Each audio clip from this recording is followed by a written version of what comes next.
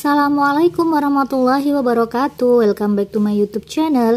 Di video kali ini saya akan membahas soal asli OSN Matematika untuk tingkat SD. Ini merupakan lanjutan dari video sebelumnya. Oke, langsung aja.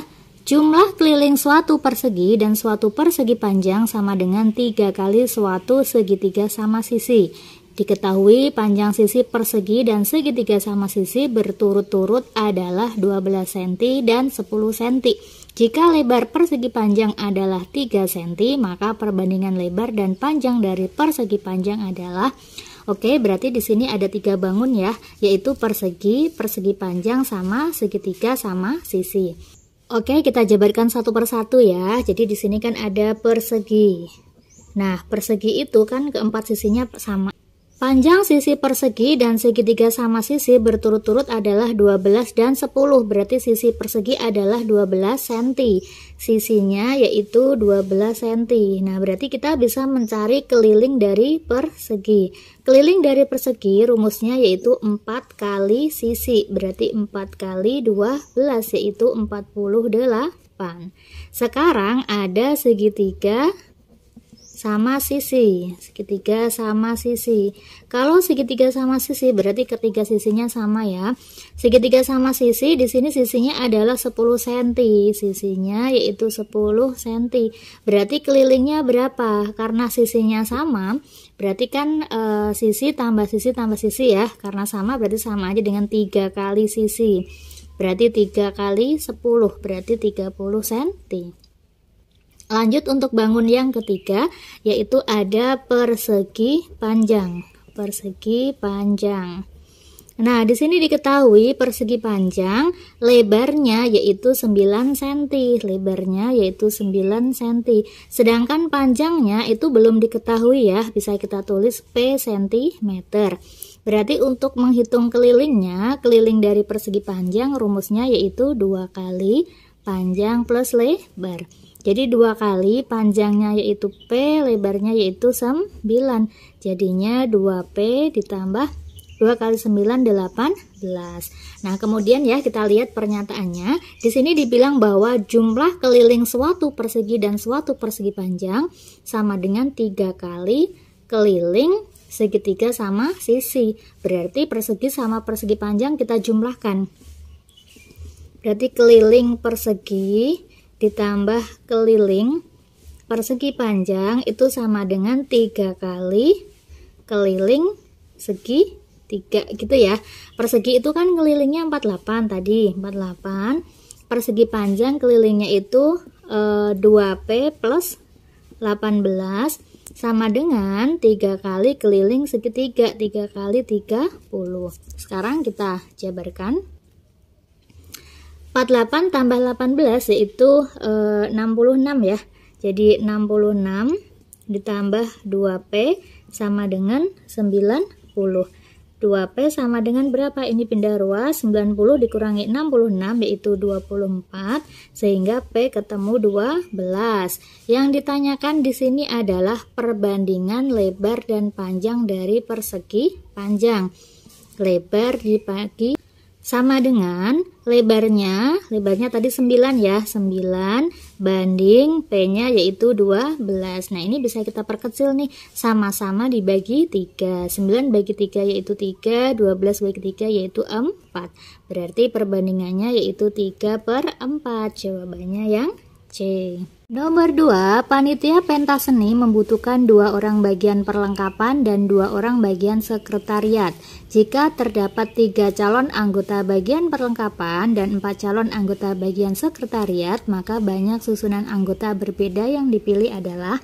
Nah, ingat ya bahwa banyak cara memilih 2 orang dari N orang, itu rumusnya apa?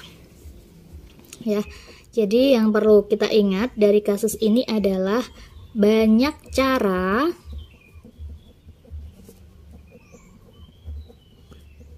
memilih 2 orang dari N orang, itu rumusnya adalah N dikalikan N-1 dibagi 2 gitu ya. Nah, untuk kasus yang pertama kita kan bisa memilih bagian perlengkapan terlebih dahulu ya. perlengkapan. Nah, bagian perlengkapan ini kita mau memilih 2 orang dari ada berapa calon nih perlengkapan? Perlengkapan itu ada 3 calon ya, berarti kan N-nya 3. Berarti untuk menghitung banyak cara memilih calon perlengkapan itu memilih 2 dari 3 yang tersedia ya. Jadi sama aja dengan 3. Kita masukkan ke sini rumus ini. N-nya kan 3. Jadi 3 dikalikan 3 dikurangi 1 dibagi 2. Jadinya 3 dikalikan 2 per 2. Ini kita coret sama dengan 3. Kemudian untuk memilih bagian sekretariat, nah ini kan kita harus memilih 2 orang juga. 2 orang dari di sini calonnya ada 4, berarti kan N-nya 4. Kita pakai rumus ini juga, berarti N-nya 4. 4 dikalikan 4 min 1 dibagi 2. 4 dikalikan 4 kurangi 1 3 ya, per 2. Ini kita coret, 4 bagi 2 yaitu 2, 2 kali 3 yaitu 6. Nah, karena untuk memilih calon perlengkapan sama calon sekretariat ini bisa dilakukan bersama-sama, maka nanti kita kalikan. Jadi sama aja dengan 3, hasil dari ini kita kalikan sama 6, yaitu 18. Jawabannya yaitu yang D.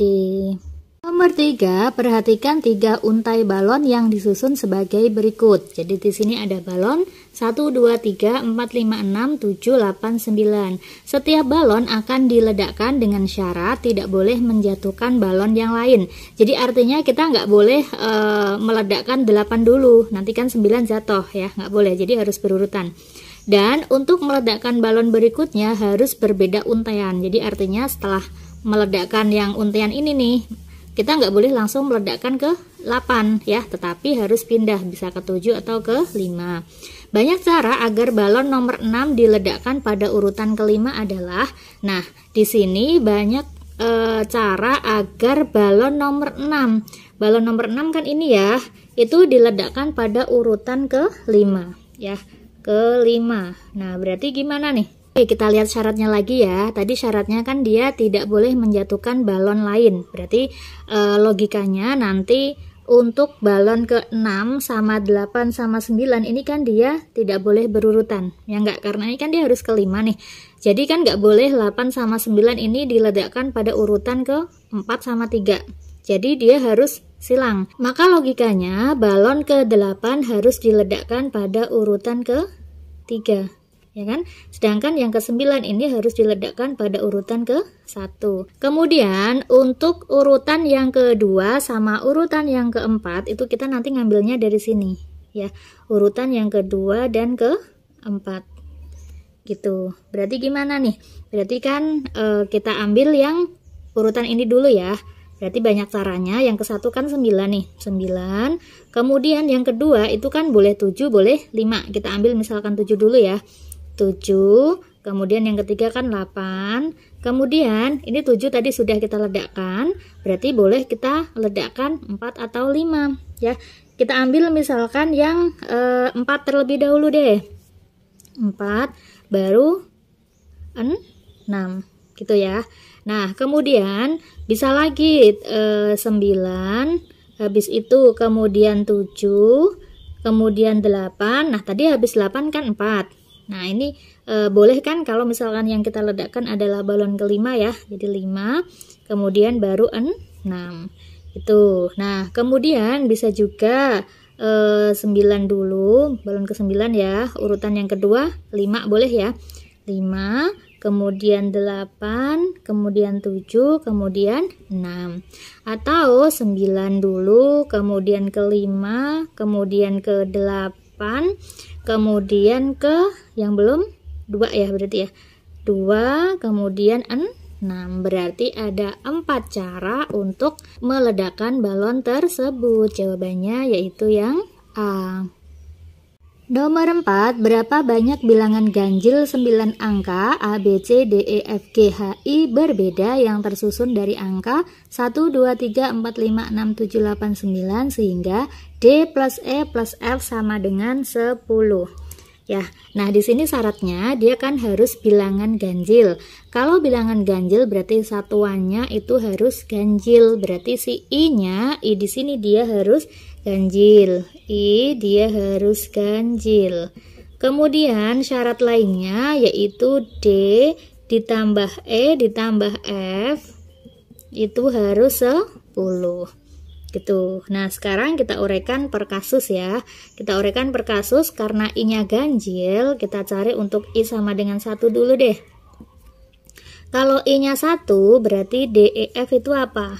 DEF ya. DEF itu kan dia jumlahnya kan harus 10. Berarti yang mungkin yaitu 2, 3 sama 5. 2 tambah 3 tambah 5 kan 10 ya. Berarti ada 3 kemungkinan. 3 kemungkinan itu kan sama aja dengan 3 faktorial. 3 faktorial berarti 3 kali 2 kali 1 yaitu 6 gitu. Nah, kemudian ketika I-nya sama dengan 3, karena kan I-nya ganjil, habis 1, sekarang kita coba yang 3. Kalau 3 berarti DEF-nya itu yang jumlahnya 10, selain ada angka 3-nya berarti apa? 1, 2, sama 7, ya kan? Berarti ada 3 faktorial juga. 3 faktorial berarti 6. Selain 1, 2, 7 itu ada lagi 1, 4, 5. Ada 3 kemungkinan juga, berarti 3 faktorial jadinya 6. Gitu ya. Nah, sekarang untuk kasus I sama dengan 5. Kalau I-nya 5 berarti DEF-nya itu 1, 2, 7, kemudian 1, 3, 6 ya. Nah, ada 3 juga, berarti 3 faktorial sama dengan 6. Ini 3 faktorial juga sama dengan 6. Cara menghitung faktorial seperti ini ya. Kasus selanjutnya untuk I sama dengan 7. Nah, untuk I sama dengan 7, DEF-nya, DEF yang mungkin kalau jumlahkan 10 itu bisa 1, 3, 6. Kemudian bisa 1, 4, 5, bisa 2, 3, 5. Nah, sama ada 3 juga, berarti 3 faktorial, ini 3 faktorial, ini 3 faktorial. Berarti ada 6 cara juga ya, atau 6 kemungkinan gitu. Nah, kemudian yang terakhir itu untuk I9. Kalau I-nya 9 berarti DEF-nya ini banyak nih kemungkinannya. DEF-nya yaitu bisa 1, 2, 7, kemudian bisa juga 1, 3, 6, kemudian bisa 1, 4, 5, kemudian bisa 2, 3, 5. Nah, sama nih, karena dia ada 3 juga, berarti kan 3 faktorial ya, sama dengan 6. Ini 6 juga. Nah, oke, sekarang kita tentukan 5 angka lagi nih untuk ini tadi kan I sudah ditentukan, DEF udah ditentukan, berarti kita bisa menentukan 5 angka lagi untuk A, B, C, G, H, ya kan? Untuk A, B, C, G, H. Nah, untuk A, B, C, G, H ini tadi kan yang tersedia kan ada 9 angka. Sudah 4 yang dipakai I, kemudian dipakai DEF ya, betul ya. Berarti sisa 5 angka ya. Jadi untuk 5 angka ini banyak kemungkinannya, berarti 5 kali 4 kali 3 kali 2 kali 1. Jadi kalau kita kalikan itu ada 120. Berarti untuk keseluruhannya itu tinggal kita kalikan aja. Ini kita hitung dulu 6-nya ada berapa. 1, 2, 3, 4, 5, 6, 7, 8, 9, 10, 11, 12. Ada 12 ya. Berarti 12 dikalikan 6. Kemudian kita kalikan sama ini. Kita kalikan sama 120. Jadi totalnya yaitu 8.640. Jawabannya yaitu yang D. Nah, oke, itu tadi 4 soal. Semoga bermanfaat. Saya akhiri. Assalamualaikum warahmatullahi wabarakatuh.